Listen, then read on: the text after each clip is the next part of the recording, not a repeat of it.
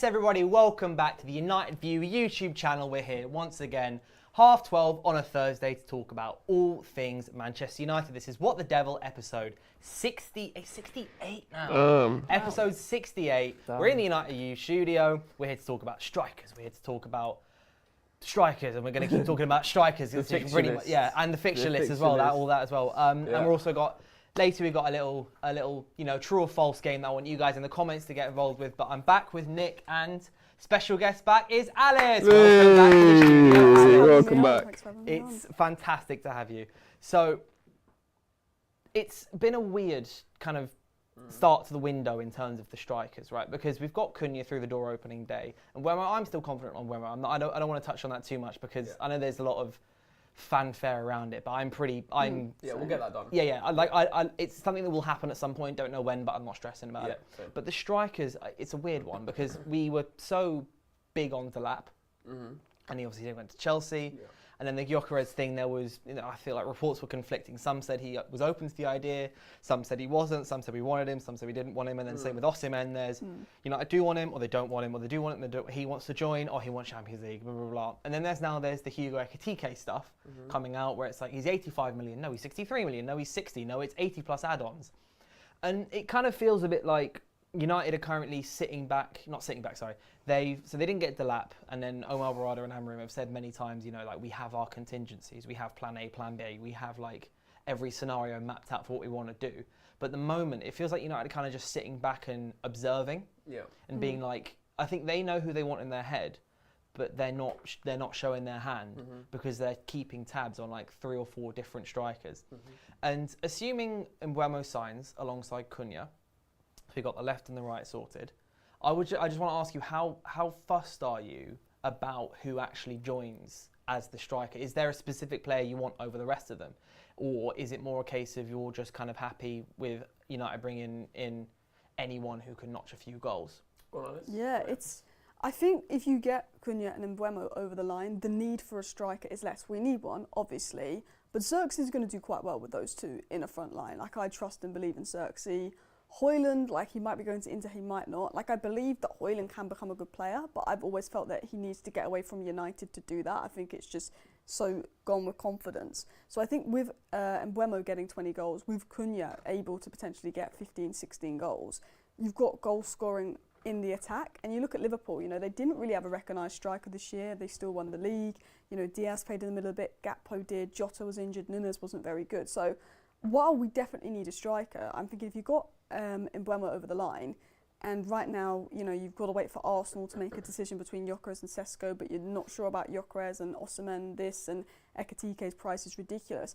Just go and look at a midfielder. I feel like United will know who they want, and I think don't wait around for that player that other targets go.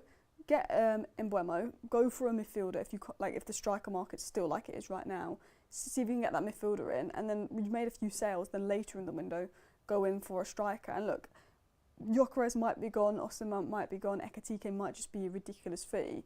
But there will be options out there, you never know, that can still improve us, for me. And worst case scenario, I'm not saying he's the answer, they could do a loan for Goncalo Ramos, worst case scenario, to put a body in. But I just think, Mbeumo and Cunha, I still think we need a striker, but if there's a midfielder on the market and you can do it, go for that midfielder. Maybe even look at wing back. I really wanted us to go for Aït-Nouri because Dorgu can play right wing back. I'd love Aït-Nouri. Yeah. I'd love him. And it's I feel like with losing Lindelof and Evans, depth-wise at the back we're a little less, but if we bring in another wing back, Mazraoui can become a permanent centre-back where I think he's better. So it's sign a striker. I think Delap is a bigger miss than United fans will think because you've got to think 30 million is quite a good price. Just wait and see what happens with Gyökeres, and I think. Yeah, I think going into it, they looked at the team, they've gone, all right, cool, we need goals. Where are we going to get goals from? Cunha is a great source of goals, and Mbeumo is a great source of goals. I think why we push so hard for the because like you just said, 30 mil is a ridiculous price. You're not going to get many other strikers who can come in and get you in around that sort of 10 to 15 goals in the Premier League, because that is what I expect Delap to deliver for Chelsea, and I think that's what he would have done for us. So it made sense to go for him and go hard for him. We didn't get him, it is what it is. We've added Mbeumo and Cunha for, 62 for Cunha, and it's looking like Mbeumo is going to be about 60 as well. So 120 mil on 2 forward players. If you now and go and get Ekitike or Gyökeres or Sesko or whoever it may be, that is going to be minimum 65, 70 million pounds. That's already 200 million pounds spent on just forwards. Like you just alluded to, we really, really need a midfielder. I'm not gonna lie. It's a little bit worrying for me that we haven't really been linked to any midfielders. My gut instinct, my heart wants a bagsman. Like that's what I want. I want a bagsman. I love it. I love the idea of when we're coming in. I like Cunha coming in, but I want to go into games knowing that if there's a loose ball in the box, if there's just a slight hint of something, that we've got someone who can smell it out and put it away. We haven't got that right now. So if we go into another season where I feel like we still haven't got that, it's not ideal, I'll be honest. But I also understand that 200 mil right off the bat on just your forward line, if you don't make the necessary sales that you need to make, it's not realistic. You can't spend 200 million pounds on a forward line and not get rid of any. And getting rid of players is, I think, something that we are going to struggle with. We've seen the thing going on with Anthony in Real Betis asking for, what is it, half ownership? Something like 20 million. Yeah, I mean, that's ridiculous. It's effectively like they're going, all right, well, effectively it's they're buying him for cheap with a huge sell-on fee. Right. Yeah. Is effectively what it is. Same way like the Greenwood deals, like, you know, they bought him for like, what, 25 mil plus. You know, I get 50% of a future but that's the thing. So if Anthony never gets sold or doesn't ever move on for a big fee, then we're out of pocket. We never get that money. Yeah, we never get that money. I want a bagsman, but I can kind of understand that we're not really pushing hard for one right now. Midfielder we need, and a wing back who can play on either side. That would be really nice one, because Ahmad and Dalot on the right, I think, can work. Ahmad might sometimes play in the 10, and that leaves Dalot by himself. But then you've also got flexibility of Mazraoui there. I don't want to see Mazraoui at wing back again, Yeah, or like an he's option at wing He's back. better at the centre back. He's a fantastic footballer and he does a decent job at wing back. But I just think he's so good at that right centre back role that there's like we're worse in two positions if he plays at wing back, because we're worse at right centre back and we're worse at right wing back. He should never be that high and wide. Mazraoui's not that player. He's not a high wide player. He should be somewhere in the middle. He's a good technical player. He can play ball. So unless we want him in those we're playing like a Liverpool, I don't mind Mazraoui there. Like we're going like, okay, Liverpool defensive, but any other game, probably Dalot's better in that role. I agree with the notion of potentially shelving the striker stuff until later in the window, because the way I'm looking at all the signings is we have such a perfect pre-season setup. I reckon like our setup for pre-season is as good as United can be without, you know, sacrificing the big commercial side of it. So we're going to the US, we're playing Premier League clubs, we're playing 4 Premier League clubs and then Fiorentina, so we've got Leeds United, then Everton, West Ham and Bournemouth, and then the Fiorentina game at Old Trafford. I think the way we've set up pre-season, like pretty much every single player, I don't know about Martinez, like we don't know about Martinez's fitness levels yet, because he might be back to be playing in September, so we don't know if he can be in part of pre-season, but almost every single player, first team player, will be fit or like kind of fresh, coming back from the day one of pre-season. There's no international tournaments. We're not in the Club World Cup. There's no players who are having injuries over the course of the summer. They're all chilling out in Barbados and things. It's just lovely. So it seems like these pictures, by the way. It's such a vibe. But I like that guy. So much. I feel like he's just so cool. Can you see in like also in the video, like a lot of United players are always saying he's the funniest guy in the dressing room, and then now he's doing more media stuff. I think you can really tell. Yeah, he's just naturally very. I like the guy. Yeah. But this is kind of actually what I'm saying leads on to Xerxes a bit, is that getting a midfielder in before the pre-season starts, I would say, is a bigger priority than actually getting in a striker before pre-season starts, because we do like a midfielder. We need a midfielder because the midfield obviously is a really important position in Amram's system. We need the midfielder who comes in to be able to know what they're doing by the time we kick off against Arsenal in mid-August. Because we saw what happened with Ugarte when Ugarte signed last summer, and he signed right at the end of August. It then took him another month, 6 weeks before he actually got into the United team, and he had a spell after that. Once he started to understand what to do under Ten Hag, where he was good, and then initially under Amorim, I thought he was all right as well. And then he kind of dropped off. But it's like if Ugarte had been in earlier and had the pre-season and everything, then he may have ended up having a better season because he'd have been better. Like, I'm not saying too much better, obviously. But it helps. Ugarte isn't the most loved player at the moment at United. But I mean, in the way of like, if you get another midfielder in who can, Casemiro already knows what he's doing, Bruno knows what he's doing, and all the other players, like, they know because they've had 6 months with Amorim, they know more. You get a midfielder in from day one of pre-season who can adjust and develop and potentially start against Arsenal after playing 4 Premier League teams and Fiorentina and playing at Old Trafford against Fiorentina, which I think was a really good decision. Play 1 game at Old Trafford before then kicking off against Arsenal. Yeah, nice. But a striker, we have others who know what to do. Like, so for example, like let's say we have Xerxes up top. Let's say we bring in a striker end of July or beginning of August, right? They're going to come in and they might not start against Arsenal immediately. They might play 1 pre-season game of a couple of weeks of training. You could then start Xerxes, who knows what he's doing under Amorim, with Mbeumo and Cunha either side, with the 3 having played 5 games with each other and 6 weeks of training with each other. And that gives whoever we bring in, let's say it is someone like Ekitike, like, I'm not saying specifically, but let's say 22-year-old. Let's say we end up going down that route. We don't have to then play him from minute 1 like we did with Højlund 2 years ago. We don't, like, Højlund came off the bench against Arsenal and I think then just started like every Premier League game after that. And even if it's an older striker, let's say we end up going for someone who's like 28, 29 as like a 20 to 25 million pound range. Again, they don't have to start immediately because their role won't be starting necessarily every single week. So I like the logic of maybe shelving a striker and prioritising whenever we do get the funds in, like whenever some players are sold, spend that on a midfielder will be there for 5-10 years. Well, not 5-10 years, sorry, for a good number of seasons, and then signing a striker just depending on seeing how much we got left, because we will hopefully have enough goals from Xerxes, Cunha, Ahmad, Bruno, and who am I missing? Mbeumo. Do you think though that we 100% go into the new season having signed both a new midfielder and a new striker? Do you have any doubts about that? Maybe I do a little bit. One, but not both. It depends on sales, but I know I'm not as worried about the sales as you are. I think we'll be able to get them done. Garnacho's the big one because the pure profit it brings. That's the one that I think is gonna. But then Anthony's wages, Rashford's wages. Right, but this is what I mean, right? You say you're not concerned, bro. That who on earth is going to pay the money to both buy Marcus Rashford and pay the wages that he wants? Rashford is the one that I think will end up going down more to the wire. But it's the other ones. Like, I'm not massively concerned about Anthony being a deal that drags on till mid-August. I don't see Garnacho being a deal that drags on to mid-August. And can't think about who else we're selling at the moment. Sancho's the difficult. Sancho, I don't see that as being all 3 of them are. I think Rashford, Sancho, and Rashford, Sancho, and Anthony. I think. I think Garnacho. As well. Anthony's fine. I think you're right. Anthony's fine. Garnacho, Sancho, and Rashford is the ones. But Garnacho, I think, is enough clubs that would be willing to buy him. He turned down Leverkusen for maybe a reason. But he said he wants to stay in the Premier League.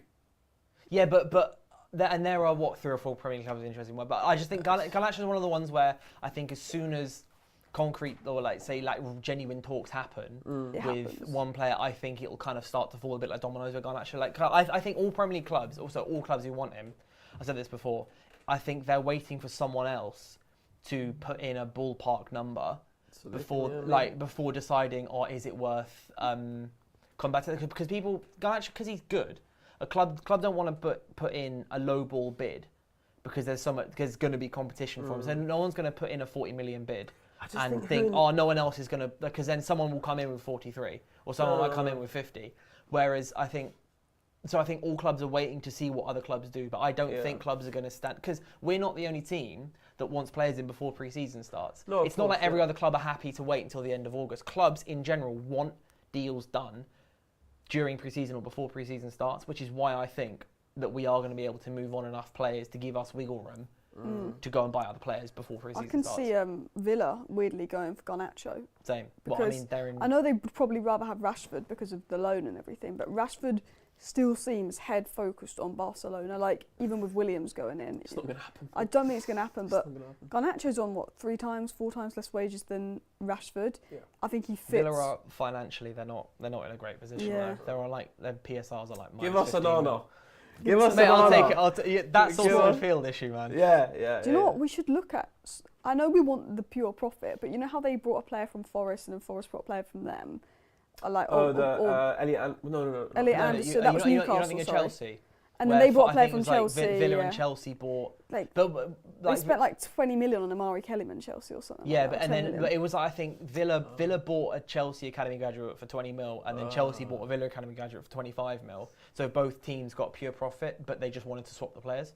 That's nuts. Maybe that's something. These loopholes, man. These financial loopholes. But I think as well, going back to what you were saying, I don't want to play them there because you bring them in for a reason to play the best position. But Mbeumo has played centre forward before. When Ivan Toney's absence, he filled in a couple of times. Cunha has played centre forward before, and I think if we'd have brought him in last year, he would have had that Xerxes sort of role between, you know, what we thought would have been Rashford and Garnacho on the 10 He would have played ahead of Højlund. Yeah, he would have played ahead of Højlund. So it's like we need a number 9, we need to sign a striker, but Mbeumo can play there, Cunha can play there, Xerxes can play there, Ahmad can just play further up. You know, if you sign a midfielder and a wing back, the need for a striker is less. We still need one, but you could maybe find a 27-year-old that's 25 million that just gives you the body and is the capability and stuff. Like, that's the way I look at it, because midfield is so important. I just think it's, you know, you sign a good... I like Bruno deeper, but, you know, he needs a really good physical midfielder with legs next to him. And, you know, I think to get the best out of Maino, we need to find the best partner for him as well. Like, Amadou Onana would have seemed the ideal partner for Maino as well. And Maino could play 10, and I think Maino's more likely to be a 10 under Amorim, but there's more competition in the 10 spots because Mount is going to be there. You know, we're not going to sell him. You've obviously got Cunha. There's going to be more. Bruno plays it, Ahmad, Bruno, Xerxes could play there if he's not a striker. So there's a lot of competition there as well.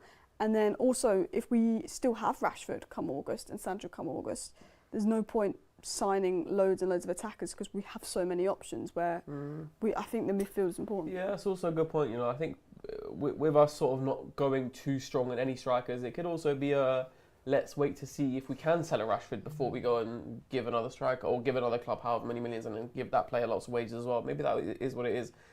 I just, you know what, the midfield thing really, really annoys me because Manuel Ugarte should be what we look like. That is what, like, is basically what we signed him for. Player, the type of player that we want. But I worry about Manuel Ugarte long term. I think it's not a disaster with him either way because we can probably sell him for, let's say if he really doesn't fit in, he really doesn't work, next season or something, you can probably still get rid of him for like 20, 25 mil maybe, right? So it's okay.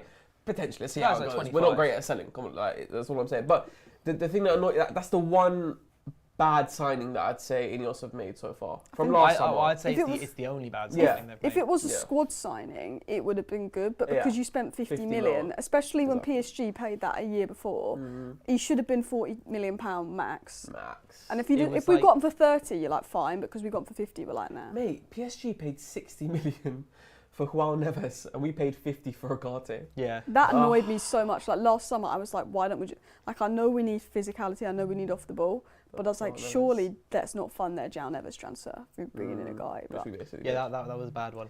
With the strikers, I think signing Cunha and Mbeumo has relieved a lot of pressure off who that specifically needs to be.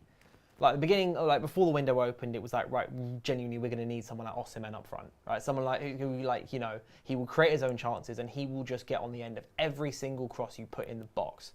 We don't necessarily need that anymore because we've got two like narrow goal scoring, attacking number 10s, whatever you want to call them. I just call them forwards, but I'd still say Osimhen would just be unreal. But like, every United fan says this, and I think we're all just in agreement. What? If Osimhen said to Man United, I'd come for 200k a week, then I would go for him over a midfielder because I'd be like, this is an opportunity to get Osimhen, 60 million, 200k a week. As much as we need a midfielder, like the reason I was saying prioritise midfielder over striker is just because Ekitike 85 million now, Gyökeres could be a bit of a package and the agent trouble now. But if Osimhen was like, I'll come for 200k a week, go do that. I was going to move on to Gyökeres. So what are your current thoughts on what the hell is going on with him? Bearing in mind that reportedly Jorge Mendes is now part of this deal, and we all know how he ends up operating. And like obviously there's the Arsenal and Sesko, there's some sort of agreement on the personal terms, whatever it is, I can't remember. The vague like seems like in the last couple of days that's taken a jump closer. Gyökeres there were reports saying that he'd rejected United, and then it came out that he hadn't actually rejected United. He had just said that he'd rather sign for Arsenal. But then it looks like he might not be going to Arsenal, and he's apparently rejected. Obviously, he's rejected Al Hilal. He's apparently, Italian media saying he's flat out rejected Juventus. Yeah. And obviously, it seemed I didn't realise that he'd be a player who would come with this kind of drama. Yeah. And this kind of like it seemed so obvious. And so it seemed like an easy Sporting were like, we know you're going to leave. Cool. Well, like with Frankfurt, the guy, the Frankfurt chief, whatever he was, came out and he basically went, if Ekitike was like, I want to go, they wouldn't stand in his way or block him. It'd just be like, look, okay, we're we'll let you go. We're happy to let you go, but we're going to sit there and make sure we get something decent from this. It's like same with Mbeumo, right? Realistically, what's actually happening with Mbeumo is everyone in that room wants the transfer to happen, but they're just trying to work out how. Mbeumo wants to come to United. United want to sign Mbeumo, and I think Add a bit of United tax. Huh? They're adding a bit of United tax. They definitely are. But the entire season last season, it was 50 mil. The entire season, all the reports saying Mbeumo will be available for around 50 million this summer. United come in and suddenly it's 65, 70 with add-ons. Yeah. It also doesn't help though, you paid 60 for Cunha literally like a week before. It's because we paid 60 for Cunha. They're like, oh, Mbeumo's just as good as Cunha. But to a certain extent then, I'm like, why didn't you then do the same thing that Wolves did? Wolves knew Cunha was leaving, so got him to sign a deal which had a release clause in. Exactly. And that means they got their 62.5 million. Brentford, part of me looks at it and goes, guys, you didn't do that. So you can't then sit there and expect the same thing to happen. I'm convinced if it was only Newcastle that in for him and United and Tottenham and Arsenal were never in, he'd have gone like 55 million, boom, done. What if that's also what's delaying the process a little bit? Ineos are trying this whole, we're not going to be taken for fools, we're not going to overpay. Last year. Yeah, we're not going to overpay, etc. So that also could be what is holding up. Which I do like. I do like that about them. Ineos they'll be standing on their. As long as he's here for pre-season, they stand on their principles. Yeah. I don't care if they're delaying a couple of weeks to save 5 I don't million. mind. As long as he's here for pre-season, he's there. Yeah, 100%. Yeah. With Gyökeres as well, I feel like. So last week I came on and this was what I said about Gyökeres last week was before the whole. Well, no, it was just after the whole president stuff. But I said that, like, even when I watch him, forget the numbers and forget all of that, etc. But when I watch him on the eye, I'm not particularly moved by him, if I'm being completely honest. And there's a lot of goals that he scores where you think, does he get that chance in the Premier League? Yeah. Can he shrug this player in the Premier League? Can that burst of acceleration that he's got be enough in the Premier League? Which kind of put me off. And I feel like now at this point, I'm kind of just not very much, but more leaning towards no with Gyökeres. I just feel like stay away from it. I don't know what it is.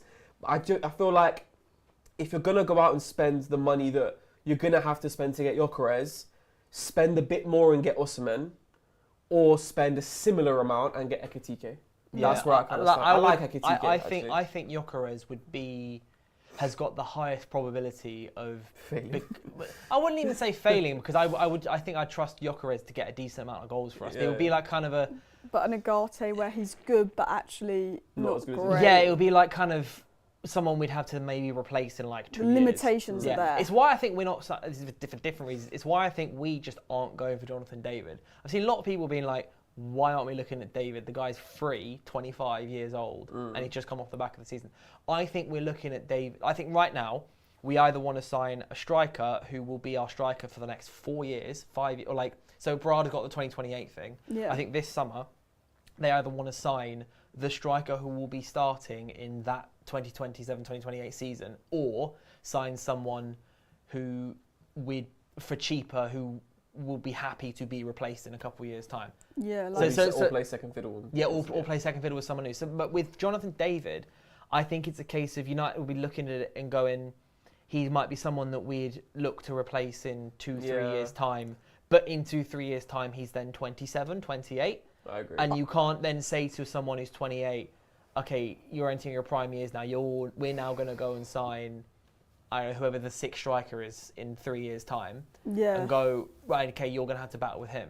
Because then that will create a problem.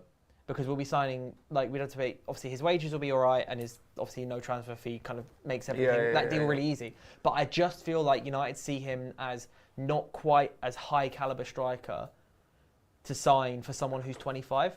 Cunha, in 3 years, sorry, I know Yusuf's watching, and he's going to disagree with me here, but Cunha, in theory, is someone who's going to be starting on that right flank for the next 4-5 years, right? I mean, you got Omar Barada saying he's like, dare I say, Cantona-esque in terms, and then you got Mbeumo, right? And Mbeumo comes, realistically, you got Mbeumo and Ahmad. That's the right-hand side locked down for a long time. And the chances of Mbeumo and or Cunha failing are so minimal compared to loads of other signings because they're proven in the Premier League and they're confident, system-playing, just fantastic players. And signed by Ineos. And so far, Ineos have a They've got a good track record. They've got a good hit rate. Like you said, it's just Agate. He's the only downfall right now. Everyone else, I'm happy with. I just feel like someone like Jonathan David is going to be a player that, like, he's the type of player who will become, he's not going to be leading the line for a title-winning side. in the Nah. Premier League. I I don't think. really like Jonathan David, and I know he this is really why I brought it up impressed because me I know you do. in the Champions League. Because this time last year, my thought was he's good, but I think he's a bit overrated. And then I sort of watched a bit more of him in the Champions League, and that's where he really impressed me. And I thought, okay, there's a good player here, and I think he's a very versatile player, and I really liked the idea of him coming in on a free because he's versatile. He could play across the front three. But then the more I look at it now, there's talk of, because he's 3, the signing on bonus, the wages, it could actually be like a 30 million package, which isn't awful, but like that's one thing that comes with free players. And then also like, well, Cunha and Mbeumo also been quite versatile and able to play across the front three, and Xerxes, we do probably just need an out-and-out 9 bagsman, and he is someone that can drop deeper and be more involved. And I think, you look at it now, and like I had reservations about Delap in the sense of United need proven. Like if we'd have brought Tyler Dibbling in, I wouldn't have wanted Delap, but if we'd have brought Cunha and Mbeumo in, I said I really do want Delap because you've got the 2 proven scorers there and he could mould in. And I think we almost need someone that is an out-and-out striker that can do well in the physicality of the Premier League, that we can trust. And as you said with Gyökeres, I think Gyökeres, he knows the system, proven goal scorer, does well. But there are red flags around Gyökeres. Could he be like a guy? He's good, but actually he comes in and he's not great. 20 goals with penalties. Most of his goals were against lower teams in, the Portuguese league. He's not going to get that space. There's limitations there. Is he going to get the service? But then he is clinical. He does create things out of nothing. And I think at times we weren't clinical last season. I look at both Nottingham Forest games. We could have beaten Nottingham Forest twice last season. We lost twice because we didn't take any of our chances and we made silly errors at the back. And I don't think that Garnacho performance against Forest away is never leaving my brain. Yeah, that one. It was like man in front of me, bang. Man in front of me, bang. Mate, They had about like 8 blocked shots. And it's what's so bizarre about that game was he created 5 chances. I know, and it's like I don't remember a single one of them. how did we not win that game with the chances we had and stuff? And that's that was the 1-0, was it? 1-0, 1-0, and Alanga ran through us, and it was just like if we had Cunha and Mbeumo in there, I think we would have won that game 2-1. So just one question here from Abnormal Adventures. Guys, that's quite fun. There's like a penguin emoji with a little hand up. Hey, that's very nice. He put his hand up for asking a question. I Hey, appreciate well-mannered that. guy. I appreciate that. He's asked, guys, would you prefer Ekitike or Xerxes? Because both similar styles, and I can't see why we would get the former without selling the latter. I don't think they're as similar as people are giving them credit for. Ekitike's got a bit more pace. Yeah, he's a bit more. I'd say Ekitike is a lot more of a out-and-out striker who likes to run the channels. Xerxes is more of a, like he says, 9.5. Which is, by the way, he wants something to drop that deep. Amorim likes. Yeah. Gyökeres was running the channels for days on end. Yeah. So I think I wouldn't say they're quite. I think where the similarities lies is that Ekitike, just like Xerxes, is quite technical. He loves a little flick, a little nutmeg. He does have that little bit of flair and the him. frames, like Xerxes, tall but slim, but also is good with his feet. Yeah. So I see similarities there. Frame-wise as well, it's actually quite similar to Sesko, but I think Ekitike is far more better on the ball, far better at technical ability. You know what? I'll throw a curveball out there as well, right? Imagine if we get to the end of the window, right? We haven't signed a striker. Okay. Little Ollie Watkins, 35 mil. Mate, if we were to be able to get Watkins for 35 or under, I'd be happy days with that. Happy days with that. Makes sense. I like Watkins. He's what, 28, 29? Yeah. And he's also not super happy at Villa either. This is the thing where I'm saying that I think Ineos would be alright to go with someone who's that age because, like, let's say Watkins our starting striker for 2 years when he's 29 and 30. He's then hitting 31, 32, and then we bring in someone who's 24, 25, Makes 26 sense. years old. You even have Cheeto. And then you've got, or you've got Cheeto Obi, who will be 21 by that point. And then he'll be like a similar age to how Delap was last season. I'm like, whenever I mention Delap, it annoys me because I was like, obviously, I was so pro Delap, like regardless of who else we signed. And then it made sense against Chelsea, he looked great. I tweeted out, I was value like, for money. That It was the best option on the market, and he's just such a good striker, man. Like without a release clause, and let's say Ipswich stayed up, they'd be demanding 50, 55 mil for that guy because he's worth that much. But anyway, Delap's in the past. Yeah. I forgot what I was talking about. Ollie Watkins, there you go. Watkins would be, I think, a great signing. Because also we're then signing 3 of the best players from best of the rest, which was Sir Alex bread and butter, by the way, back in the day. Sir Alex Ferguson will go to the non-Big 6 or Big 4 at the time clubs, buy their best players, and they'd become our best players. You know how you know those 3 would all 3 be great signings? Go and look at the last 2 seasons of the FPL and tell me who is among the very top of points. Oh yeah, It's yeah. Cunha, it's Mbeumo, and Ollie Watkins. And All you know three of why? them are there. You know why? It's because of bonus points. These bonus points, but also they get goals and assists. Yeah, they It's get not goals just and assists, but also the bonus points come from their overall play. Yeah. If you get loads of bonus points on FPL, it means that pretty much everything you're doing is fantastic. Your passes, your pass accuracy, number of things you make, even block shots, defense tackles, everything. So you don't get this kind of deep analysis Man, I love anywhere else. FPL. The insights, mate. I This is fucking what- love FPL. This is bonus what the If I could- scouting have been doing the whole time, just Mate, FPL. and watch if them. I could have just an FPL show each week, I would love it.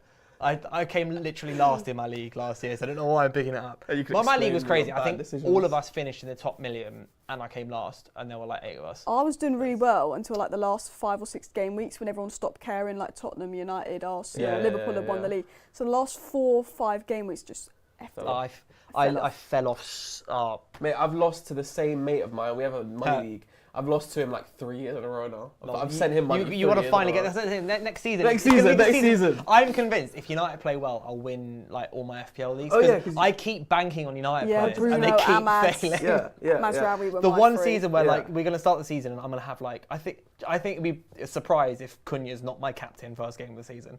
Genuinely against Arsenal. Yeah. Genuinely, Yeah. and that I'm only saying that because it's a fantastic segue into the next segment that Oh, we'll yeah. talk about, It which screams is the Cunha fixture debut list. goal. Oh yeah, Anthony Rashford, The Brazilian debut, Arsenal. Premier League debuts for the yeah. club at Old Trafford. yeah. But I want to talk about the fixture list quickly. Yes. What do we think? I'm gonna get it out actually Because I think it's mental. Like our start, we've got 4 of the big 6 in our first 7 games. And it's We've got Arsenal teams at like home. Forest. It's Arsenal at home. Arsenal Chelsea at home, Fulham away, Burnley at home, City away, Chelsea at home, and then Liverpool is down there.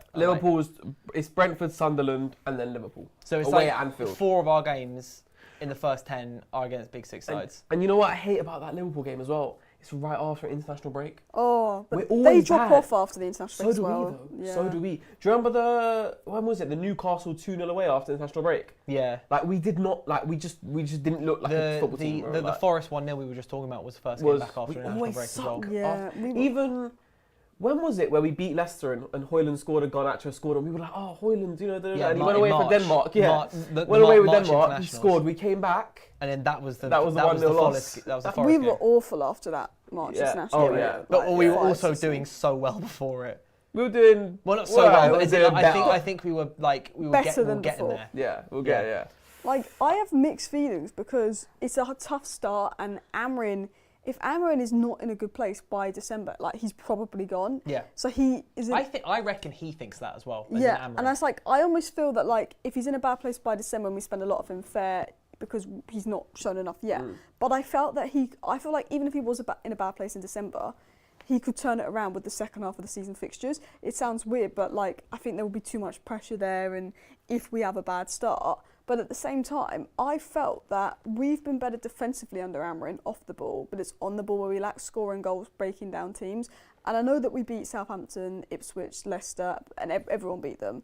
But like, when you looked at sort of games like a Crystal Palace or like a Wolves or like, West Ham, we didn't beat them. We found those games difficult because we were sort of expecting to beat them and have more of the ball, but actually we couldn't break them down. Whereas with Arsenal, we were good off the ball, we frustrated them, we got the draw, and we knocked them out of the FA Cup. With you look at the Villa game, they came with everything they needed to win. We won the game. Probably our best performance under Amarin since the Everton 4-0. You look at even the Liverpool game, we got a draw out of them, and Liverpool we were were 2-1 up at Anfield. I don't know how many teams were 2-1 up at Anfield at any point last season. And City draw and a win, and when we drew to City, arguably we could have won that game. We were the better team that game. So it's like, under Amarin, I felt that we'd done better in the bigger games. I don't know. It's Ole again. It's literally Ole and Solskjaer again. It was literally the same old story with him. But it's weird that you said that, because the one thing I did, because obviously the start is difficult, but one thing I have noticed, all right, so from November until January 17th, let me just read this out. Hold on. Everton, Palace, West Ham, Wolves, Bournemouth, Villa, Newcastle, Wolves, Leeds, Burnley. That's nice. That's in the Christmas run-in, That's where there's a lot of games. All right, you've got Villa and Newcastle, they're difficult. But other than that, it's a good run. To have that run with one run. game a week. It's a good run. That's well, a good in Christmas, during Christmas period, it won't. No, obviously, but without what, European football. European football kicks off what? Yeah. The only blow is September? AFCON. Yeah. In that AFCON in that AFCON's period, the but one. they're AFCON, better yeah, fixtures 'cause to have during AFCON. Mbeumo, Ahmad, Mazraoui. Onana, Mazraoui. Yeah, that's not great, is it? But they're four big players for us. That's not great. Yeah. Although, I mean, do you remember? I remember there was the season where everyone was concerned about Liverpool having Salah and Mane gone for AFCON. They And were gone for, like- they only missed like a Well, game. Onana didn't miss a Premier League Yeah, game. because he stayed with us when longer. Do you remember that? Yeah. Yeah. He stayed with us for a Spurs game that we lost or drew or some shit. Yeah. And then the only game he missed was Newport away. Oh yeah, and Oh, that was no, and sorry, that was Bayern's not debut. not- So not Newport. It was another team beginning with N. Bayern must have been so annoyed. yeah. That was his chance. yeah. But he's Yeah, a lot of people say, "Oh, drop Onana, play Bayern." But Bayern other than Bayern that is awful. Arsenal game, he's been Bayern crap. is dreadful. He's Like, awful. we He's need awful. a good second keeper because you could have dropped Onana this season if we had a good second keeper like Christian Romero. If we had I Bring know. him back. So when we were Oh. talking outside, when you left just before me and Alice talking in the office, Yeah. we were saying that in terms of Onana, so basically the Athletic have said Onana He's staying. isn't leaving. He's staying this summer, blah blah blah. And I know maybe you were there when we were talking about it, but basically, so what we were talking about was that I think what United should do this summer, if there is the funds to go sign a goalkeeper, go and sign a second choice, but someone who low key could be first choice, and let them actually battle it out. Because when we signed Bayender, it was the most obvious number 2 signing of all time, right? It was so obviously he was coming in for like 4 million on a 5-year contract to sit and just play as a number 2 behind Obvious Onana. second choice. But with Onana now not being the Onana who we initially signed, in terms of Onana came in, right, Onana's number 1. He's not like clear number 1 choice anymore because he's been not even average. It's like he's been either great or shocking. Signing someone who like is second choice to start with, but could actually challenge an Onana, will either become therefore better than an Onana. It means we have a better goalkeeper that we're starting with, or kick an Onana up the backside. You need a Dean Henderson. That's what you need, that's what basically. we need. Yeah, someone like him. So one of the comments suggested Sam Johnston from Wolves. I'm not so sure about We'll that. probably do a little bit better. But yeah, someone like Dean, I think that would Dean because, Anderson, like Luke yeah. Shaw. Whenever Luke Shaw's had competition, he's been amazing, right? Yeah. Tellez, Tellez and Malacia. Malacia. Even Brandon Yeah. Williams that little bit under. Yeah, under it's Ollie. like Oh, no, sorry. Quick one on that. Yeah. Brandon Williams played like 10 games and we gave him a silly contract. Do you remember that? yeah. Was it like 75k a week? or Bro, something? he played like a handful of games and we gave him a ridiculous contract. Anyway, that's just, Yeah, no, that silly. and Brandon Williams is now obviously fallen off big time. yeah, He's just got a suspended sentence I or know. something for For dangerous He got the loose bag, driving. Yeah, Yeah, but he's now got nothing to do. yeah, But yeah, so okay, I'll just move on back to the fixture list. yeah. It's one of those things where like it's either gonna go very well or very poorly. Because if we end up drawing, if you take those games in isolation and go, right, how many of these games would you accept? Like I would accept maybe 2 wins, 2 draws, and a loss. Right? If you were to just pick those 5 games randomly, be like, okay, maybe we'll lose against City, Because it's a maybe start, we'll it's draw different. against Arsenal. But then because it's the start. If United win 2, draw 2, and lose 1, Pressure. then we're on 8 points and everyone else is on 15. We're We're then immediately mid-table like again. 7 points behind, and Yeah. it will be sat 12 instantly, Yeah. and And it'll the be pressure's- an uphill climb from there. But if we manage to, I don't know if this is the most obvious thing I can say, but if we manage to get through those, let's say 3 wins and 2 draws, or 3 wins, 1 draw and a loss, we've then also knocked out pretty much some of the hardest games we're playing, and then that will give us so much to keep going. Yeah. That Arsenal game we win Quietly that. as well. I wouldn't say I'm confident, but I'd say I'm cautiously optimistic that It's it at could home. be fun. If it's Would you away, reckon? I have no confidence. Yeah, Like, we don't win at Emirates. I always predict with Arsenal, if we go to the Emirates, we're not going to win. Yeah, But if we're at home, I always back us. I know our Yeah. home record at Arsenal hasn't been as good since Ten came in, but I'm quietly confident. But it depends as well, like because I know pre-season means nothing, but if pre-season is positive and encouraging, I that think confidence will pre-season be means higher. so much this summer for us. I think in terms of if you can get Cunha, Mbeumo and one more signing in for pre-season, ideally a midfielder if we can't get like a price down for a striker, that would be really important to implement it. for Yeah, sure. this is what I really what I touched on before is I really like the Fiorentina game 1 week before. So it's not a Premier League side, so it's not going to be as exhaustive. But we've just played 4 Premier League sides, which is I'd rather we play people like Bournemouth, West Ham, Everton, Leeds, than go and play Real Madrid. I don't care about if we play Real Madrid because it's a bit of a showpiece fixture. It's a commercial Here, one, yeah. here, like all 4 of these Premier League teams in this obviously Leeds isn't in part of it, but we're playing Leeds and Stockholm. But like, the 4 Premier League teams involved in this Premier League Summer Series will be taking all the games dead serious because it's against an opposition that you can, because it's literally serious. No, but I mean in the way of, it is but literally who you'll be competing against but it's as still, of a month's time. It's still obviously going to be lots of changes and lots of... I mean in terms of like, you go, okay, we're going to practice the people we're about to play, we're going to practice people we're competing against this season by playing them to start with. Yeah, whereas Fiorentina won't care, for example. Yeah, whereas the Fiorentina game, it's at Old Trafford, so it's local. Like, do you remember a couple of seasons ago where we had like, what it was like, Lens. Real Betis at home, and then the next day it was Rangers or something. Yeah. Played like 2 games, and it was the week before the Premier League season. It was I thought it was so stupid. The Lens was it Lens? Yeah, I think it was when Nana got we got lobbed from dinked. halfway. Yeah. What I will say about the Fiorentina one, I said it a second ago as well, but De Gea getting a little bit of a farewell goodbye. That's nice. Yeah, that's that's he deserves nice. that, man. He'll get a big. Do you think that's why they did it? Because the way he went out was so bad. Like, bad. because they offered him in the contract, he signed it, and then they're like, actually, no, we're going to pull it. No, I genuinely, like, you know what it is? At the time, I was quite frustrated with De Gea, and so I kind of just put it in the back of my mind and just thought, you know what, I'm kind of glad it's over. But now looking back at it, he was at the club for 11 years. Ultimately, he still won a Premier League title. He didn't get a send-off. He didn't get a send, bro. Like, I'm sorry, like, all right, Johnny Evans, loved the bloke, and he was at United when we were good, etc. etc. But he got a bit of a goodbye at Old Trafford. So did Ericsson. So like and Lindelof. And De Gea got nothing. It's so because it's because also the last game De Gea played was he cost us an FA Cup trophy by having a stinker against City in the finals. Him in the finals.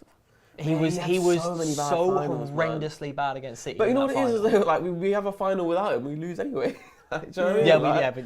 And I mean, we won the FA Cup against City. That was we did win the FA Cup the next season against the same team, which was quite funny, to be fair. Yeah, it was better that we won it that season because we got into the Europa League through winning it. Yeah, and we had a little bit of hope this season until the end, and that was just atrocious. But I just think, I think what they might have done with the Fiorentina game is they would have organised that, and then they would have gone, all right, where are we going to play it? And they've gone, you guys should come to Old Trafford. More ticket sales, and also the David De Gea thing.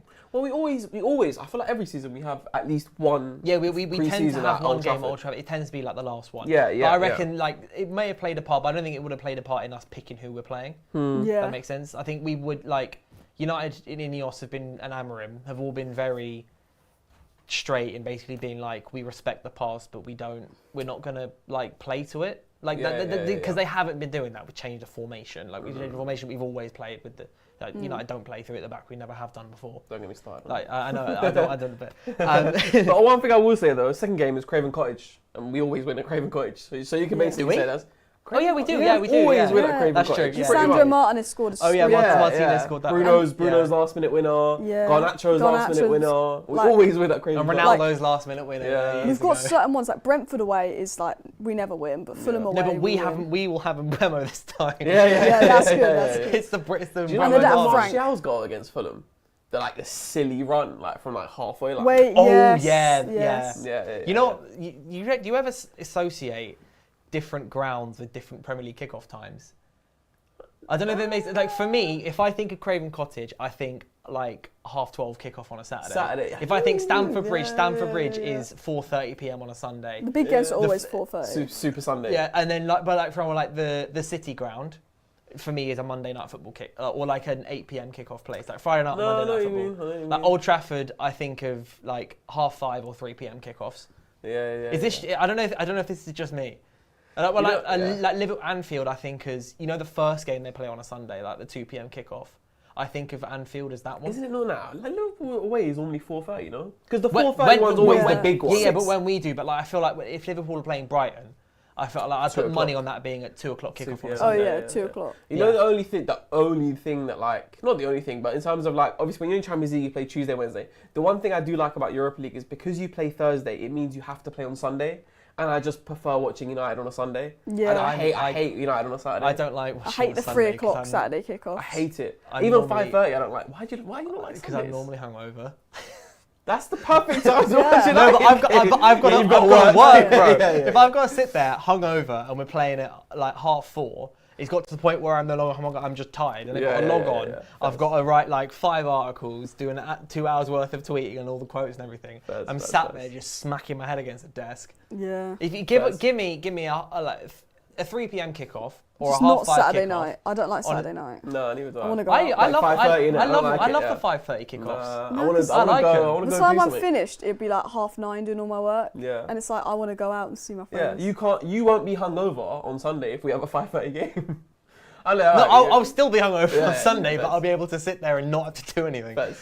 But so last week we brought back, for the first time in a while, we brought the games. For anyone who's didn't watch last week or hasn't watched us in a while or hadn't watched us before, what we tend to do, or we used to do before United went crap and everyone decided to get really sad, was we play games on this podcast. Mm-hmm. And last week it was a 1 minute to name stuff. This week, simple, true or false. Yes, sir. So Alice, Nick, you both should have a pen. And Your pen is here. Oh, nice. And a Get whiteboard. involved in the chat as well, Yeah, people. and in the chat, No it's cheating. simple, true or false. Get in the chat, get I involved. could be rubbish I at have this. 10 true or false questions. Oh, here we go.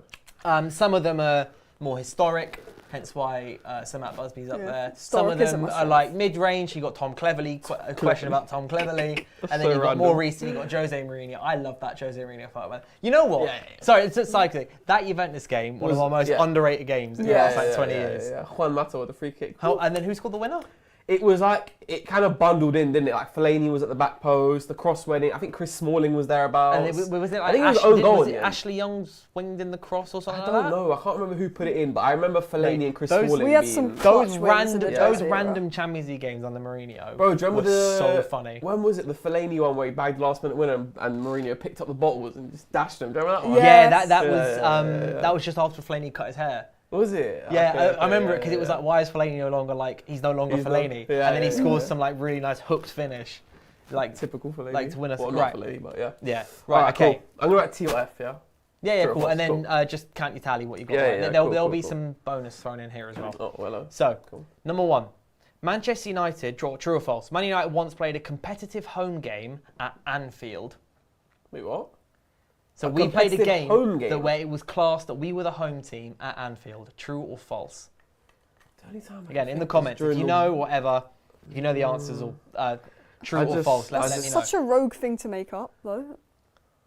It is true. Well done, Alice. I just was In like, 1971, we Why? played against Arsenal when Old Trafford was going under renovation. It was going under a renovation. See, my so we first- played Arsenal at Anfield and we were at home. I just thought we would have played at Main Road if we No. couldn't play at Old Trafford first. It was because I think attendance or whatever. All right, first. But okay, number 2, Jose Mourinho never lost a home league match while Manchester United manager. True or false? So just in the Prem. Reveal? You both say false. It is false. Mate, I vividly remember the 3-0 loss where he went, respect. That was literally a 3-0 loss Yeah. to Tottenham at home. Like, I Well, can't the not one forget I that. had then was we also lost like 3-1 to City. Yeah, we lost a few. We lost a few, yeah. Yeah. Manchester United's original kit colour was blue and white stripes. True or false? Like, are we talking Newton Heath days? Manchester United's original kit colour was blue and white stripes. So when basically, we used to be Real Sociedad. So when it was Manchester United or when it was Newton Heath? I'm just gonna say the same thing. Manchester United's original kit colour was blue and white stripes. That feels another one where it's like, why would you make that up? I'm torn.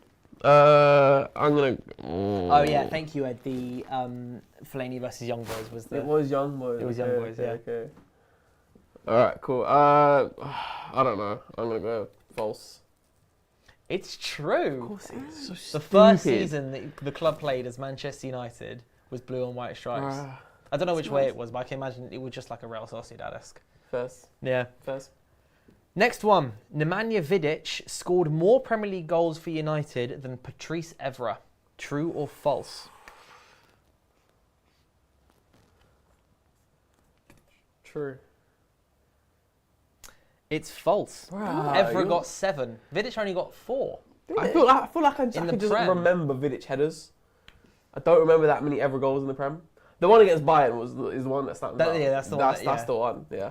That's All I right. think that's one of like the earliest goals I remember at United. You know, I know it's like I said it's like 2014, I but was- like I can't like bar like the ones that are on replay all the time. Yeah. Everett is one that like I remember Yeah. watching it It was a live. silly goal, innit? All the others I just kind of remember because I've seen them. That was live, the if that makes Moyes sense. year, innit? Yeah. That was the Moyes My year. earliest is the Ronaldo free kick. Like I remember watching that. The and being Yeah, like, yeah, Arsenal yeah. Portsmouth. Oh, Portsmouth one, I yeah. was like, damn. That's I remember his celebration more than the actual free kick I itself. remember him celebrating versus Tottenham Yeah. when we were like 2-0 behind and we won like 4-2. 5-2 or something in the end. 5-2, Yeah, Yeah, it's yeah.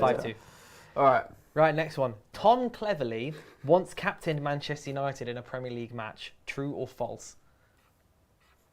I feel like for some reason I remember this. You both gone true? It's false. Bro, he was this never one, captain, man. for us. No, these questions, You're on a bro. bad run. He's trying to send us. All right, cool. Have you got one? I've got one. What have you got? Right, Oh, here's one. mate. Manchester United were the first English club to sign a Brazilian player. True or false? What are you, like, I'm just guessing at this point. Like, how much? You're talking like 60s and 70s? No. 80s? No. 90s? No. Serious? What? I feel like That can't be true. Oh, I don't know, man. I feel like And- I'm getting sent with every question, but I'm going to go false. It is false. Okay. I And thought it for, was for a false. bonus point, I was going to say, who was it that we signed? What, the first Anderson? Brazilian? Signed first Brazilian First, player. but it can't be Anderson. No, it's got to be... I think it's not Anderson. Raphael, no. Fabio. Well, you can lock in an answer each or not Oh, for okay, a bonus okay. point. Bro, I don't... What, can you give us a range of what date, like what decade? Early 2000s. Where was... Am I bugging here? Where was Kleberson from? Hang on.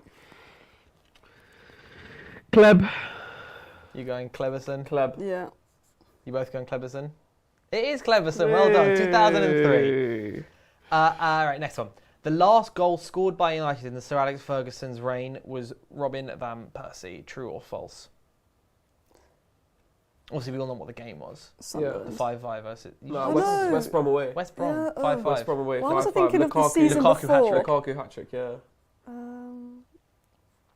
Why was I thinking of the season before? It is false. And Was for a it- wait, bonus wait, wait. point, I was going to say for a bonus point, I think I know it. you can write it down. Who think- was it? I think, hold on, I'm going to add my tally. I think it was... So obviously, it's not Robin van Persie. Go on, I think it was this person, but I could be well wrong. I've gone Rooney, but it's probably wasn't. Rio? It was Chicharito. Oh, that's just... Rio did score in that game, Javier though. Hernandez. I think he did, yeah. I think he did, yeah. It wasn't I the love last goal. Chicharito, man. Do you remember the backwards header? Yeah, so That funny. was so No, class. my favourite of his is still Smacked off his his first face. goal when he smacked it into his own face. Oh, The community Unreal. shield, Yeah, against yeah, Chelsea. unreal. Yeah. You're going to hate me for this one because it's so rogue. But United once had a player who went on to become Prime Minister of his country. Brother. Like, so rogue. George Weah went on to become president of his country, but we didn't have him, so... There's a lot of countries out there, and I feel like that's so rogue. You can't make it up. It is true. Who, bro? I don't- Who? It's George Weah. He used to be on trial at United. No. You can't count a man for being on trial. I literally just said George Weah went on to become... He didn't sign for us. He didn't play for us. I do this to annoy you, by the way. Bruh. But That there can't was count. also That can't count. Andrei Kanacheliskis. I can't remember how to say his name. Okay. He went on to become a government advisor in Russia. Bro, what are you doing to me? What are you actually doing to me, bro? All right, okay, here you go. Manchester United were the FA Cup holders when they signed Ronaldo. True or false? 2003. Sorry. Yeah, that is the question. 2003. We signed Ronaldo before Rooney, innit? Fairly certain we did. I think it was 03 Ronaldo, 04 Rooney. We signed Ronaldo 03, yeah. I don't know if we won. You know what? I've just seen. I yours, ain't got I'm a gonna clue, copy so you I first. just... It is not. We won the FA Cup the season he joined, but not the summer he joined. This is We dreadful. won the FA Cup in 04. This is dreadful. United once fielded a team without a single British player in a Premier League match since 2000. Well, yeah, What, the starting 11 or the squad? fielding the team, starting 11.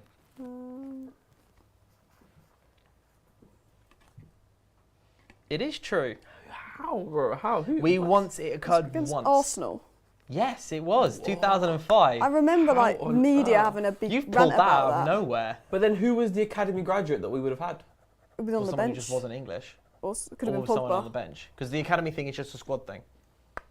Oh, as long as they're in the It's squad. not a starting 11. That's why it I'm like almost broke with Amorim McTominay, with Mainu. Pogba, yeah. Because I think someone pulled out. It was like Garnacho pulled out last minute, and Mainu was the only one, and Mainu had only just made the bench. He'd like just come back from injury or something.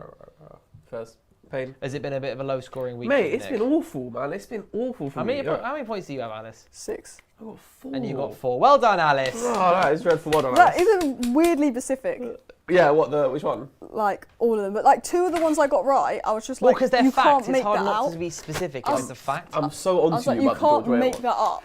Like, Yeah, surely. yeah, So I was yeah. like, that must be true. Do you want to write the game one week? Then? one. Yeah, like, I know what, I actually will. If I'm here, I actually will. If you want to write the game one week, you Mate, can I write do the it game every one weekend. week. Like, I do it literally every weekend of my Oh, life. that's true. You literally do. Yeah. All right, good stuff. Yeah. So All right. we're nearing the end of the show, Yeah. but I just kind of want to ask you guys about the transfer window and like the season ahead. How do you currently feel about Amorim and the kind of what we're about to see? Do you think like this? You can either just be really optimistic or hand on heart, or like you can be a bit worried about it. But like heading into the season with who we've been linked to, what we have and haven't done so far this summer, now knowing what's coming in the first few weeks and months of the fixtures and the Premier League and everything, like how are you feeling about Mixed. United? It's because I always try to be positive, and then when you've tried to be positive for so long and there's just nothing to be positive about, you almost, that optimism can just, United can suck it out of you a little bit. I just think, for me, I'm always of the mindset of Amorim has to have a summer. I like the players we're in for. I think Ineos are better at recruitment, and look what he did after a good season at Sport, a good summer at Sporting. Like, we have to just believe, I think, in the long-term project of Ineos and everything.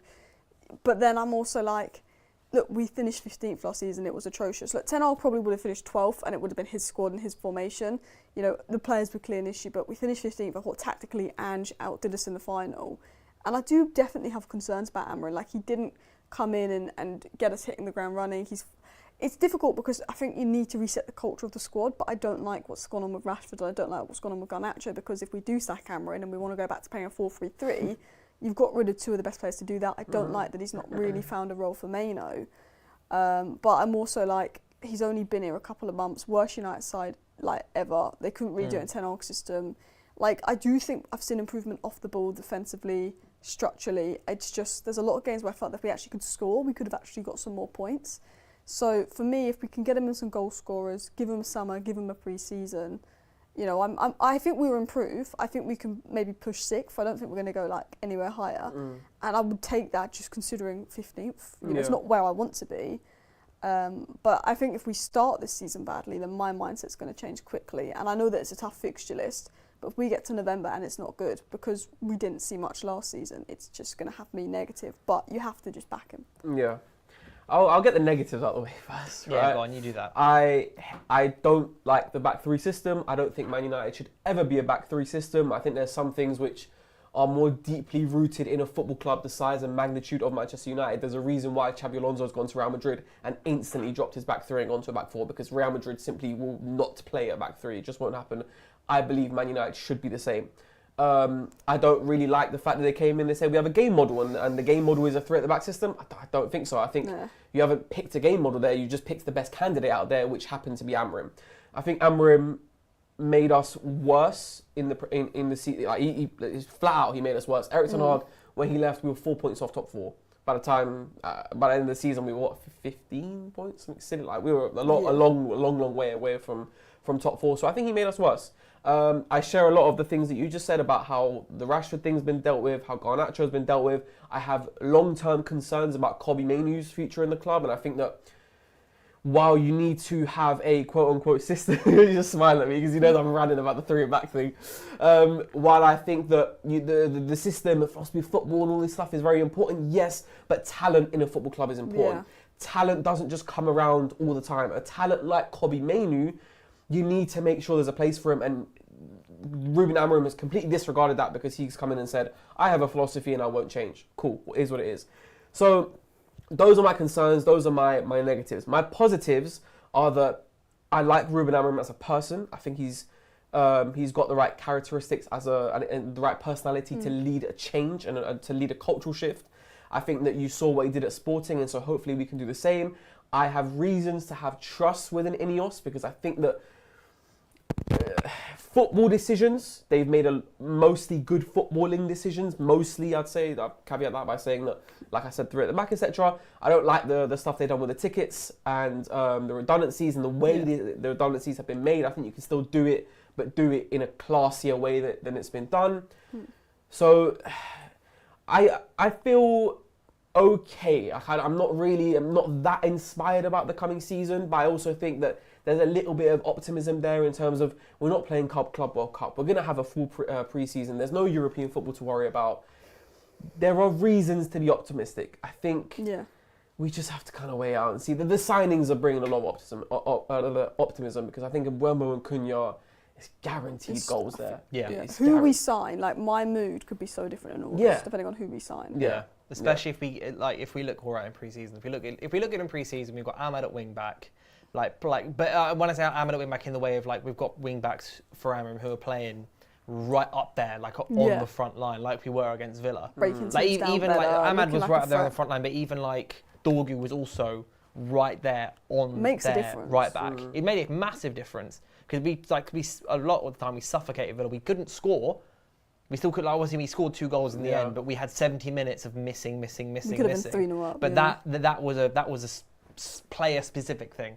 I think the setup created chances and the players didn't score goals. We now have hopefully a setup that will improve and will be tweaked over the summer because I think Amorim, the one thing I think he's not had is the time to actually sit down and go, what changes am I going to make? Because I think he does make changes. I think he will make some changes because he's got players in that he feels are worth changing for. I feel like part of the reason he's not necessarily made changes or not adjusted for players is because he feels like they're not players like are worth adjusting for.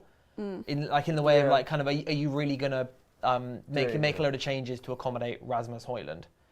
When you bring in Mbeumo and Cunha, you're gonna make changes to accommodate them. Like you are more likely to because they are just simply better players.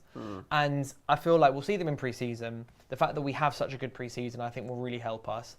And I am worried a little bit about the first 5-10 games of the season because I am where you are in terms of the whole like until the end of the year, until December. Like if things are going wrong then, I think he won't be able to survive it. And I think he knows that.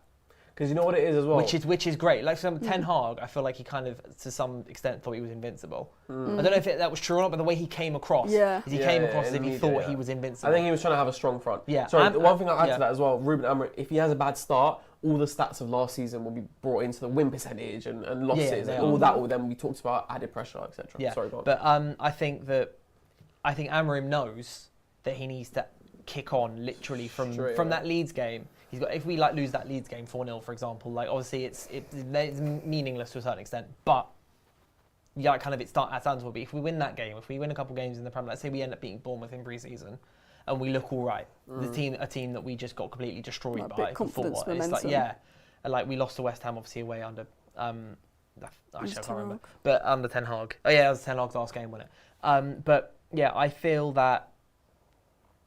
There's reasons to be optimistic, and I think that I have trust in I have trust in Amorim that he will do what we've been asking him to, in terms of the changes. He hasn't so far, I admit that, and to the detriment to an extent of our last season. But I think there are going to be more. But we've been going for just over an hour now. That's a bit behind. We've been going for exactly 1 hour. Lovely stuff. I just want to say, Alice, thank you so much for coming on. As always, it is a pleasure. Nick, you too.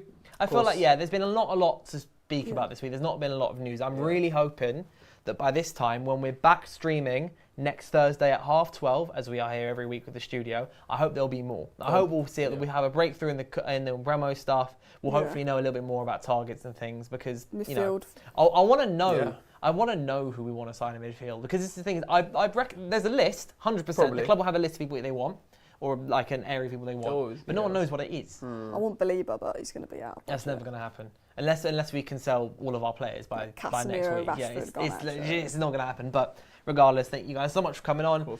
Those who are following, thank you so much for watching. Remember to like, subscribe, listen to the whole thing. Let us know what you think in the comments about everything we've spoken about. If you want to join in the future, let's say we're not watching this live, you want to join in the future, make sure to be here on the United View channel at 12:30 every Thursday. Make sure to check Alice's stuff out, check out Nick's stuff out, and United District, all our stuff. We'll be keeping you updated better than anybody else, in my humble opinion, across the whole summer transfer window. And apart from that, I will see you here next Thursday at 12:30.